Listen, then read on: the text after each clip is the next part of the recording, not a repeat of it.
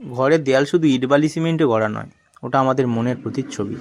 দেয়ালে রঙের ছোঁয়া, তুলির টান, এগুলো শুধু সাজসজ্জা নয়, এগুলি জীবনের রং। একটা সুন্দর ওয়াল পেন্টিংই ঘরের পরিবেশ পাল্টে দিতে পারে। যখন দেয়ালে আঁকা থাকে প্রাকৃতিক দৃশ্য বা যে কোনো রকম ছবি, শান্ত রঙের ছোঁয়া, তখন সেই দেয়াল যেন নিঃশব্দে কথা বলে, মনকে শান্ত করে। রং মানুষের মনকে প্রভাবিত করে। উজ্জ্বল রঙে আসে উৎসাহ, শান্ত রঙে আসে প্রশান্তি। তাই ঘরের প্রতিটি দেয়ালই হতে পারে একটা গল্পের ক্যানভাস। ওয়াল পেন্টিং মানে শুধু শিল্প নয়, ভালোবাসা, অনুভূতি ও নিজের রুচির প্রকাশ।